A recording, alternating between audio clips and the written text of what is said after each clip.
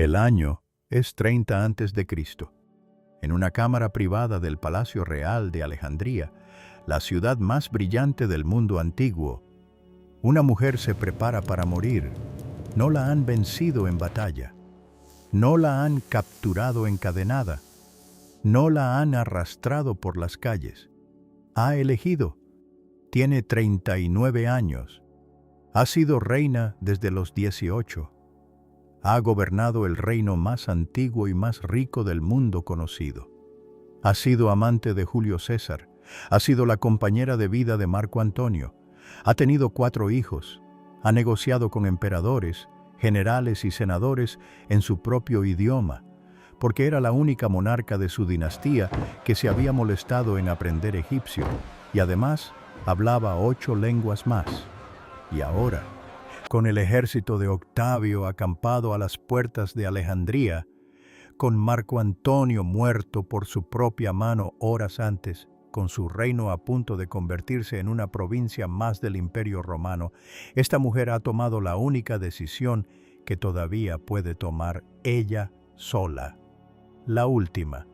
Los historiadores discuten cómo murió exactamente. La versión más famosa dice que fue la mordedura de una serpiente, un áspid, el animal sagrado de los faraones egipcios. Otros dicen que fue veneno mezclado con una crema cosmética.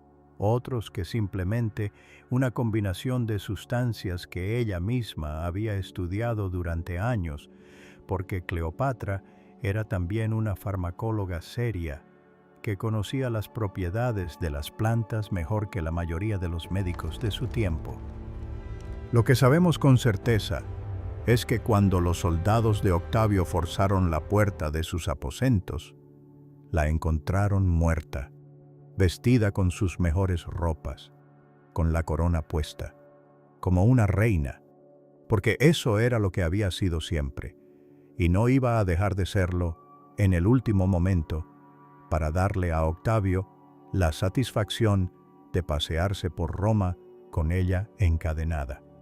Esta es la historia de Cleopatra, no la Cleopatra del mito, no la mujer que sedujo a los hombres poderosos con su belleza, que es la versión que nos han contado durante 20 siglos para reducir a una de las mentes más brillantes de la antigüedad a un simple objeto de deseo, sino la real. La niña que aprendió desde pequeña que en su familia la única forma de sobrevivir era ser más inteligente que todos los demás. La joven reina que recuperó un trono del que la habían expulsado usando la única herramienta que nadie esperaba, su cerebro. La gobernante que construyó alianzas con los hombres más poderosos del mundo no porque los amara, sino porque entendía el poder mejor que ellos mismos. Y el ser humano que al final, cuando todo lo demás estaba perdido, encontró en la muerte la única forma de victoria que todavía estaba a su alcance. Bienvenido o bienvenida a Somniculus. Antes de continuar, quiero pedirte algo sencillo. Deja un comentario con tu país o tu ciudad. Me hace una ilusión enorme imaginar desde dónde llega cada persona que me escucha esta noche. ¿Desde qué habitación, desde qué rincón del mundo alguien está dejando que la historia de Cleopatra lo acompañe antes de dormir? Y si este canal te está gustando, suscríbete. Cada semana hay una nueva vida extraordinaria esperándote. Ahora cierra los ojos si quieres y viaja conmigo al lugar más fascinante que ha existido jamás.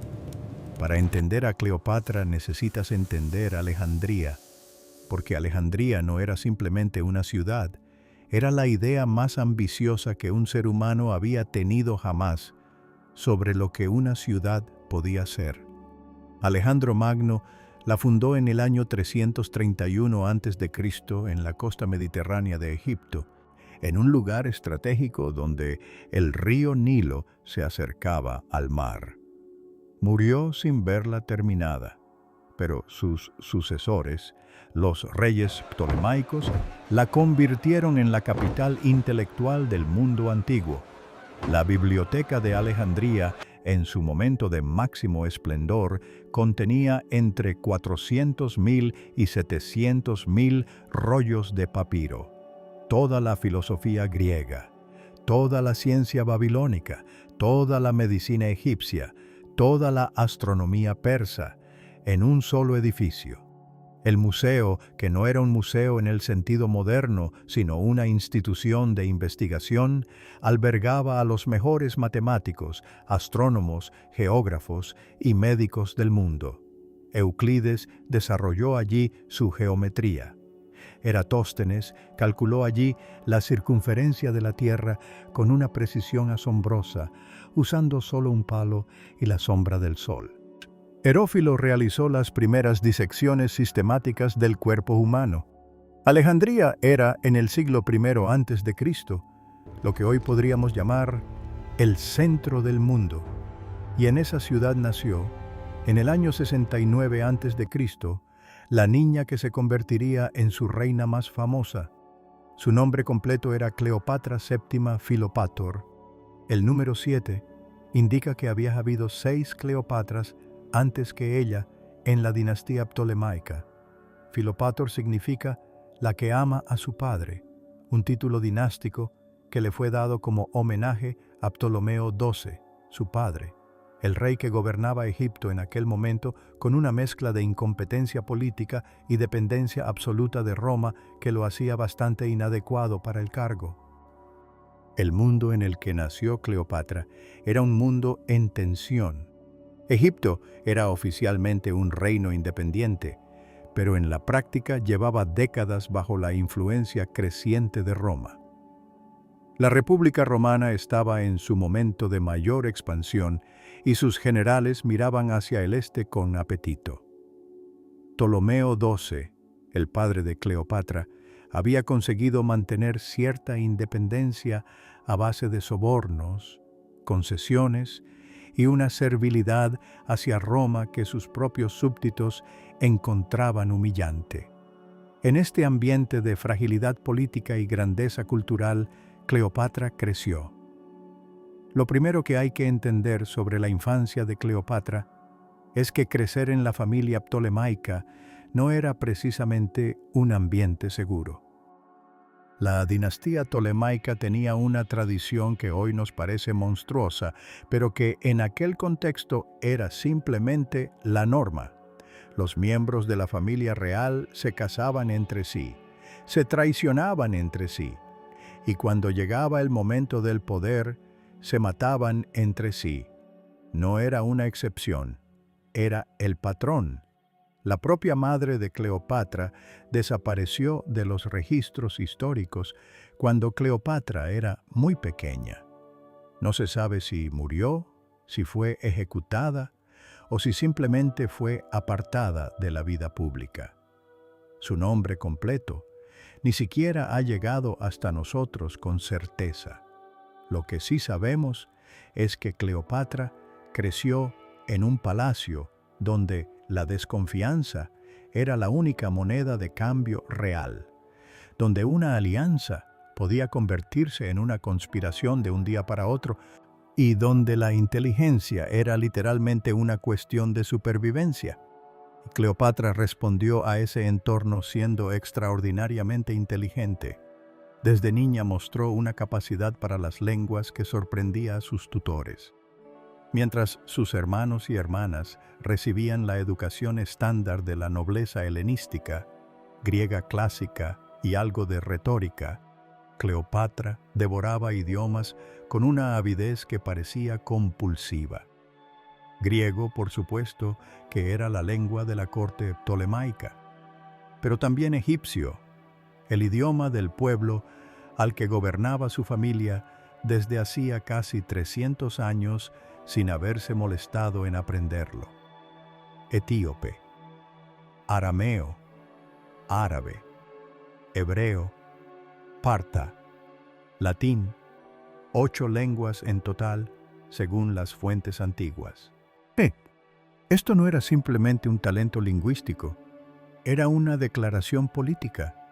En un mundo donde el poder se ejercía a través de intermediarios y traductores, hablar directamente con alguien en su propio idioma era una herramienta de influencia extraordinaria. Cleopatra lo entendió antes de cumplir 20 años. Además de las lenguas, Cleopatra estudió matemáticas, filosofía, astronomía y lo que hoy podríamos llamar farmacología. Los textos antiguos la describen como autora de tratados sobre cosmética y medicina, sobre las propiedades de las plantas y los venenos. Estos tratados probablemente no los escribió ella directamente, sino que fueron compilados en su nombre por los académicos de la biblioteca, pero su interés en esas materias era genuino y documentado. Tenía, en pocas palabras, la educación más completa y sofisticada de cualquier persona viva en su época, y iba a necesitarla toda. El año 51 a.C. cambió todo. Ptolomeo XII, el padre de Cleopatra, murió. Cleopatra tenía 18 años. Según la tradición ptolemaica y según el propio testamento de su padre, heredaba el trono junto con su hermano menor, Ptolomeo XIII, que tenía 10 años. Debían casarse entre sí, como era costumbre en la dinastía, y cogobernar. En la práctica, esto significaba que Cleopatra era la única adulta con formación y experiencia política en la ecuación, y que su hermano de 10 años era una figura decorativa manejada por sus consejeros. Esos consejeros eran el verdadero problema. 3 hombres controlaban al joven Ptolomeo XIII, el eunuco Potino, el general Aquilas y el retórico Teodoto. Los 3 veían en la joven reina una amenaza para su influencia. Los 3 estaban dispuestos a hacer lo que fuera necesario para quitarla del camino. Durante los primeros años de su reinado, Cleopatra intentó gobernar con la misma determinación con que había estudiado. Viajó personalmente por Egipto, algo que sus predecesores ptolemaicos no solían hacer. Participó en ceremonias religiosas en egipcio, lo que la conectó con la población nativa de una manera que ningún Ptolomeo había logrado antes. Tomó decisiones económicas importantes para proteger a Egipto de una serie de malas cosechas que amenazaban con una hambruna. Pero la conspiración avanzaba por debajo. En el año 48 a.C., 3 años después de llegar al trono, Cleopatra fue expulsada de Egipto.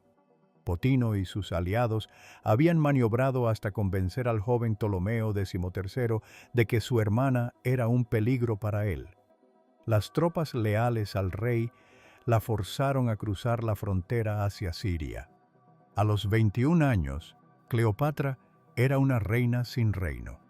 Exiliada en el desierto, con un ejército pequeño y pocos recursos, mirando hacia la frontera de su propio país. Para la mayoría de las personas, esto habría sido el final.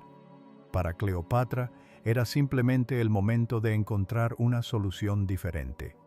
Y esa solución tenía nombre. Julio César acababa de llegar a Alejandría. Para entender por qué la llegada de César a Egipto era una oportunidad y no solo una amenaza, necesitas entender en qué punto se encontraba Roma en ese momento. El año 48 a.C. era el año en que la República Romana se estaba desgarrando por dentro. Julio César y Pompeyo, los 2 hombres más poderosos de Roma, habían llegado al punto de ruptura tras años de tensión política. La guerra civil era un hecho. César había cruzado el Rubicón. La batalla de Farsalia acababa de terminar con la derrota de Pompeyo, y el propio Pompeyo había huido a Egipto buscando refugio. Ptolomeo XIII y sus consejeros tomaron una decisión que creyeron inteligente. Mandaron asesinar a Pompeyo y presentaron su cabeza a César cuando éste desembarcó en Alejandría. Fue un error de cálculo catastrófico. César, lejos de agradecer el gesto, se horrorizó. Pompeyo había sido cónsul de Roma, su rival político, pero también un romano, un hombre de su estatura. Verlo tratado así le pareció una barbaridad y además le privaba de la posibilidad de concederle él mismo la clemencia por la que era famoso. César se instaló en el Palacio Real de Alejandría con sus legiones, furioso y con la clara intención de zanjar de una vez los asuntos egipcios según su criterio. Cleopatra lo supo desde el desierto y tomó una decisión que requería una cantidad extraordinaria de valor, de inteligencia y de precisión en el cálculo del riesgo.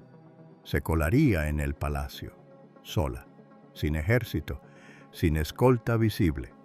La historia más famosa dice que se hizo enrollar en una alfombra o en un saco de tela de lino y que un hombre de confianza llamado Apolodoro la entró a escondidas en el palacio real, pasando los controles de su propio hermano. La versión histórica real probablemente fue algo más prosaica, pero igualmente audaz. Entró de noche en barca desde el mar, se coló por algún acceso secundario y se presentó directamente ante César. Lo que sí es seguro es que César se encontró de repente frente a una mujer de 21 años que hablaba su idioma con fluidez, que conocía la situación política de Roma mejor que muchos senadores romanos, que le presentó su caso con una claridad y una inteligencia que no había esperado, y que tenía la determinación tranquila de alguien que ha calculado exactamente qué tiene que hacer y está dispuesta a hacerlo. César tenía 52 años.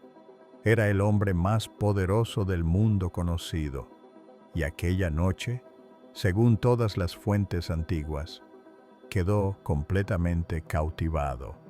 No solo físicamente, aunque las fuentes coinciden en que Cleopatra tenía una presencia física extraordinaria, una voz especialmente seductora y una capacidad para hacer sentir a su interlocutor como el centro del mundo, sino intelectualmente.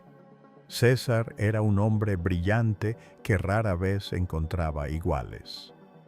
Esa noche encontró uno. Y al día siguiente, cuando Ptolomeo XIII entró a ver a César y se encontró a su hermana sentada junto al romano, la rabia del muchacho fue tan grande que salió corriendo del palacio gritando que lo habían traicionado. Cleopatra había recuperado su posición en una noche, con nada más que su inteligencia y su audacia. Lo que siguió fue uno de los episodios más extraordinarios de la historia antigua. César decidió resolver la disputa dinástica egipcia a su favor, lo que significaba a favor de Cleopatra. Ptolomeo XIII y sus consejeros respondieron con una guerra, la guerra alexandrina, que atrapó a César y sus legiones dentro del Palacio Real durante meses mientras esperaban refuerzos.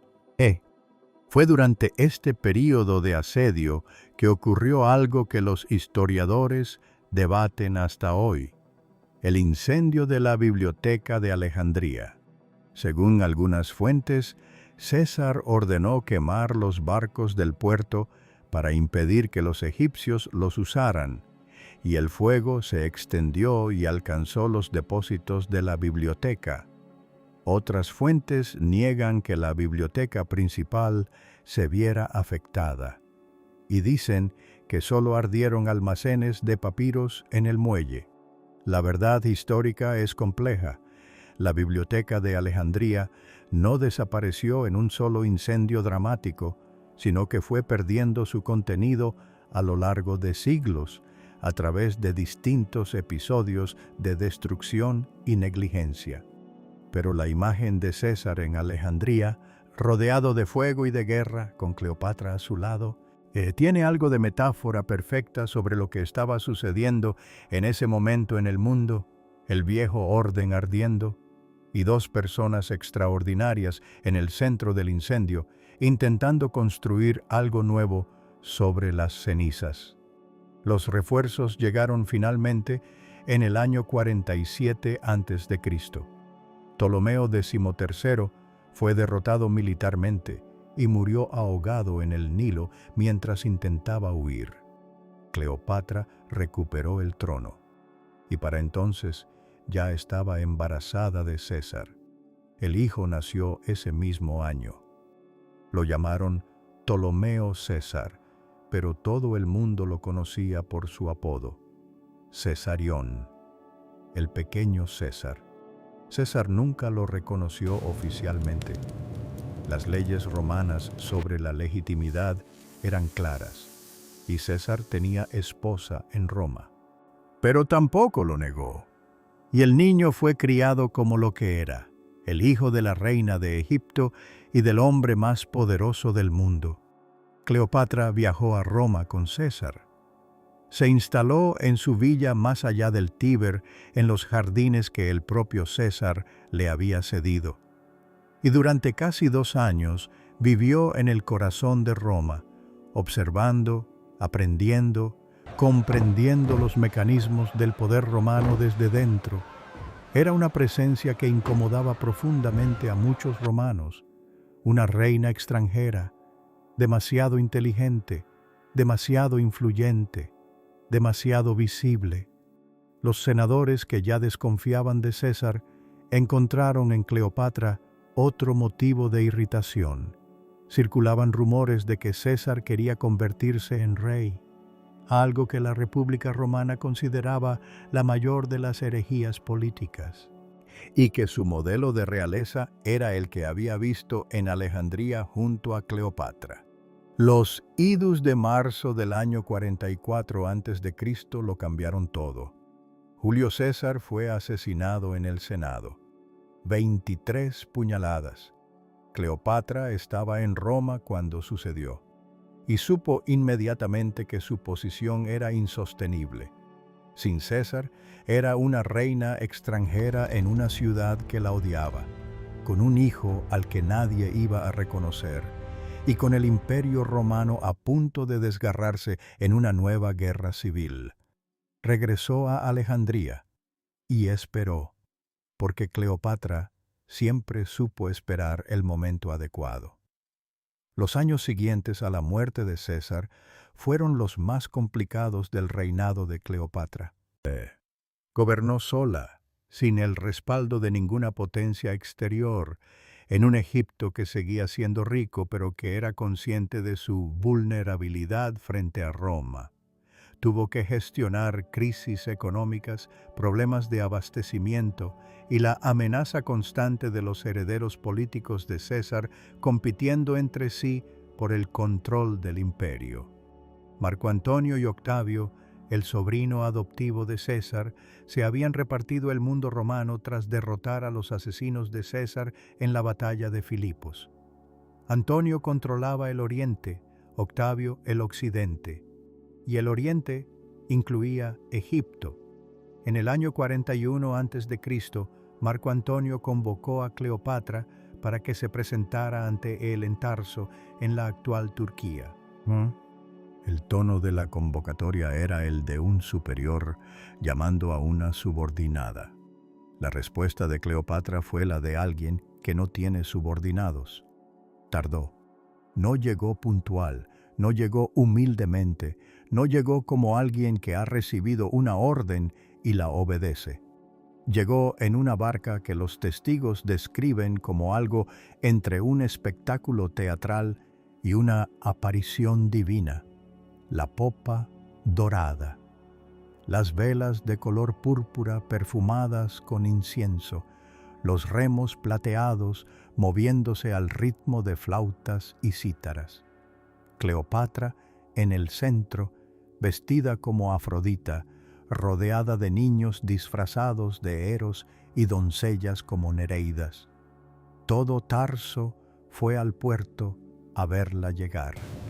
Marco Antonio, sentado en su tribunal esperando que la reina viniera a presentarse ante él, Se encontró de repente solo en la plaza del mercado porque toda la ciudad había ido al muelle. Tuvo que ir él a verla a ella. Este detalle, que nos ha llegado gracias a Plutarco, es una de las demostraciones más perfectas del tipo de inteligencia que tenía Cleopatra. No había desafiado a Antonio abiertamente. No había dicho «no voy». No había negado su autoridad. Simplemente había llegado de tal manera que la dinámica de poder se había invertido sin que él pudiera objetar nada. Esa noche Cleopatra invitó a Antonio a cenar en su barca, y lo que comenzó como una reunión política entre dos potencias se convirtió en algo mucho más complicado. La relación entre Cleopatra y Marco Antonio es una de las más fascinantes y más malinterpretadas de la historia. La versión romántica, la que Shakespeare inmortalizó y que el cine ha repetido hasta el infinito, la presenta como una gran historia de amor que destruyó a un hombre poderoso porque una mujer lo sedujo y lo apartó de sus responsabilidades. La realidad es más interesante y más igualitaria que eso. Marco Antonio era, en el año 41 a.C., uno de los dos hombres más poderosos del mundo.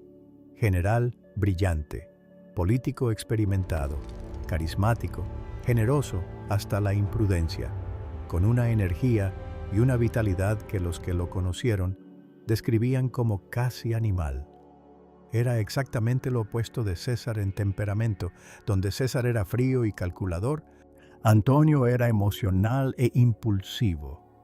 Donde César dominaba por la inteligencia, Antonio dominaba por la fuerza y el carisma. Cleopatra los conocía a los dos y adaptó su aproximación en consecuencia. Con César había usado la inteligencia pura, la capacidad de igualarlo en un terreno donde él era excepcional. Con Antonio usó algo diferente, la generosidad absoluta, el placer sin restricciones, la capacidad de hacer que aquel hombre que había conquistado medio mundo se sintiera, por primera vez en su vida, verdaderamente en casa. Pasaron el invierno juntos en Alejandría. Fue, según todas las fuentes, uno de los períodos más extraordinarios que la ciudad había vivido. Fiestas que duraban días. Competiciones de quién podía organizar el banquete más extravagante. Excursiones disfrazados por las calles nocturnas de la ciudad. Un club que los dos fundaron y que llamaron los amimetobios, los inimitables, los que viven de manera que nadie puede imitar. Pero detrás de la fiesta había política real. Cleopatra necesitaba a Antonio para proteger Egipto de las amenazas exteriores, para recuperar territorios que Roma había arrebatado a su reino en décadas anteriores y para asegurar el futuro de su hijo Cesarión frente a las pretensiones de Octavio. Antonio necesitaba los recursos de Egipto, el grano, el oro, los barcos, para sus campañas militares en el oriente. Era una alianza de intereses tan real y tan calculada como la que había tenido con César. Con una diferencia. Con Antonio, con el tiempo, se volvió algo más. Los años que siguieron fueron los de mayor poder de Cleopatra.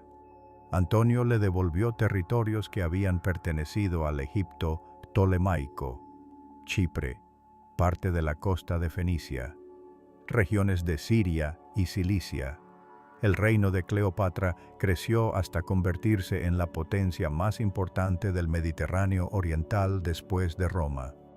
Tuvieron 3 hijos juntos, los gemelos Alejandro Helios y Cleopatra Selene, el Sol y la Luna, y más tarde Ptolomeo Filadelfo.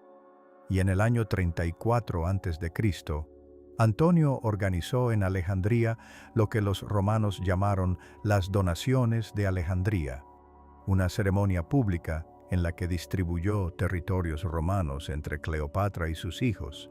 reconociendo además a Cesarión como correy de Egipto y heredero legítimo de Julio César. Este fue el momento en que el conflicto con Octavio se volvió inevitable. Octavio había basado toda su legitimidad política en ser el heredero de César. Si Cesarión era reconocido como hijo legítimo de César, la posición de Octavio se debilitaba de manera irreversible. Y Octavio era un político frío y extraordinariamente hábil que no iba a permitir que eso sucediera. Comenzó una guerra de propaganda sistemática contra Antonio y especialmente contra Cleopatra. Presentó a Antonio como un romano corrompido por el lujo oriental, un hombre que había abandonado sus valores y su identidad romana bajo la influencia de una reina extranjera. Representó a Cleopatra como la amenaza, la mujer que quería conquistar Roma no con ejércitos, sino con la seducción. Era una narrativa brillante y completamente manipuladora. Y funcionó. Roma, que nunca había comprendido bien a Cleopatra, que siempre la había visto con desconfianza, absorbió ese relato con entusiasmo. La mujer extranjera que había corrompido a uno de los grandes generales de Roma. La reina oriental que amenazaba los valores tradicionales de la República.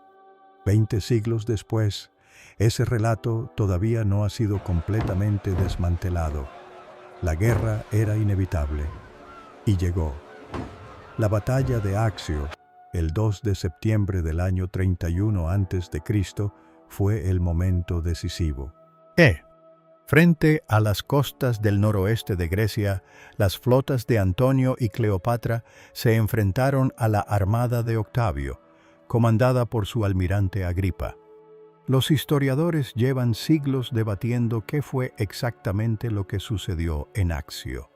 La versión más extendida dice que Cleopatra huyó con sus barcos en el momento crítico de la batalla y que Antonio la siguió abandonando a sus propias tropas.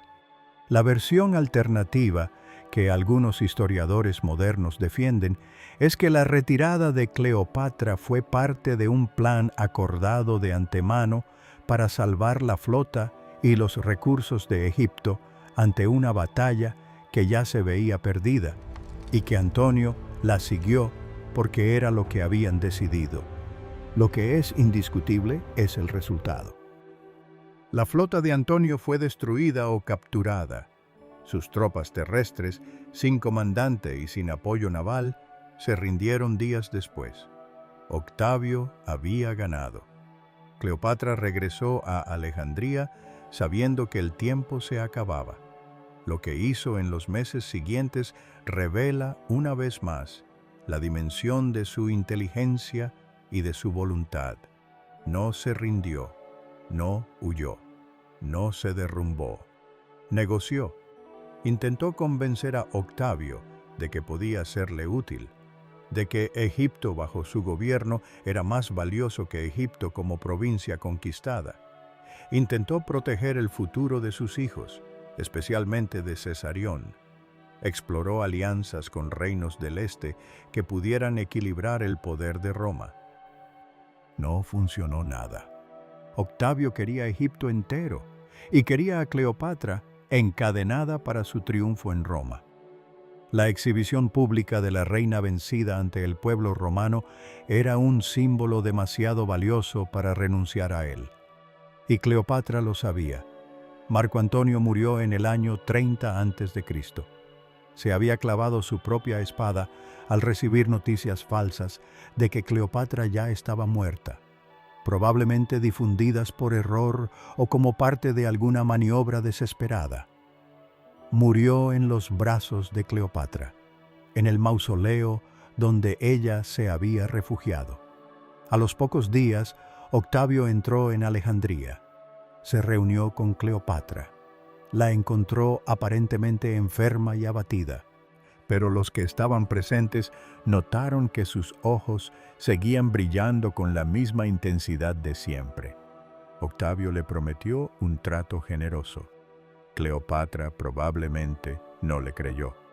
Y cuando llegaron noticias de que Octavio planeaba llevársela a Roma en cuestión de días, Cleopatra tomó su última decisión. El 12 de agosto del año 30 a.C., Cleopatra tenía 39 años. Se bañó, se vistió con sus mejores ropas, se puso la corona, comió con sus dos doncellas más íntimas, Iras y Carmión. Escribió una carta a Octavio pidiéndole que la enterraran junto a Marco Antonio, y murió. Cuando los soldados de Octavio forzaron la entrada, encontraron a Cleopatra muerta en su cama con la corona en la cabeza. A su lado, Iras agonizaba y Carmión, todavía viva, le estaba colocando la diadema con manos temblorosas. Un soldado romano le gritó: «¿Está bien esto, Carmión?». Y Carmión respondió, mientras caía: «Perfectamente bien y digno de los descendientes de tantos reyes». Octavio recibió la noticia con una emoción que los historiadores describen como mezcla de alivio y decepción. Alivio, porque Cleopatra muerta no podía causarle más problemas. Decepción, porque Cleopatra muerta no podía desfilar encadenada por las calles de Roma en su triunfo. Honró su petición. La enterraron junto a Marco Antonio. Sus hijos con Antonio fueron llevados a Roma y criados por la esposa de Octavio, con una corrección que decía mucho sobre la complejidad del vencedor. Cesarión, el hijo de César, no corrió la misma suerte. Octavio lo mandó ejecutar, porque como le dijo uno de sus consejeros con una crueldad que resume toda la lógica del poder romano, 2 Césares son demasiados. Cleopatra murió hace más de 2000 años, y sin embargo, su imagen sigue siendo una de las más reconocibles de toda la historia humana. Eso tiene algo de paradójico, porque la imagen que más se ha perpetuado de ella, la de la mujer seductora que usaba su cuerpo para manipular a los hombres poderosos, es precisamente la imagen que sus enemigos construyeron deliberadamente para destruir su reputación en vida. La propaganda de Octavio funcionó tan bien que sobrevivió 20 siglos. La realidad histórica es diferente. Cleopatra gobernó Egipto durante 22 años. 2 décadas de gobierno en una de las regiones más complejas del mundo antiguo, en un período de convulsión política sin precedentes. Mantuvo la independencia de su reino frente a Roma durante más tiempo del que cualquier análisis frío de la situación hubiera predicho. Fue la única monarca de su dinastía que aprendió el idioma de su pueblo. Construyó alianzas con los 2 hombres más poderosos de su época, no como subordinada, sino como igual, y en algunos momentos como la parte más inteligente de la ecuación. Eligió el momento y la manera de su propia muerte con la misma precisión con que había tomado todas las demás decisiones importantes de su vida. Y dejó un reino, una ciudad, una biblioteca, una civilización que había durado 3000 años. La tumba de Cleopatra nunca ha sido encontrada. Los arqueólogos llevan siglos buscándola sin éxito. Está en algún lugar bajo la bahía de Alejandría o bajo el Alejandría moderna, sepultada por siglos de sedimento y construcción. Quizás sea apropiado. Cleopatra pasó toda su vida resistiéndose a que otros la encerraran en un lugar que no había elegido ella. Que su cuerpo siga siendo libre, inencontrable. En algún lugar bajo la ciudad que fue la más brillante del mundo, parece la conclusión correcta para una vida que se negó siempre a ser lo que otros querían que fuera. Esta noche, mientras te quedas dormido o dormida, te dejo con una pregunta. La historia lleva 20 siglos recordando a Cleopatra principalmente por sus relaciones con César y con Antonio. ¿Cuántos reyes, cuántos emperadores, ¿Cuántos generales son recordados principalmente por sus relaciones románticas? La respuesta dice más sobre nosotros que sobre ella. Descansa bien y cuéntame desde qué país me estás escuchando esta noche. Nos vemos en el próximo documental.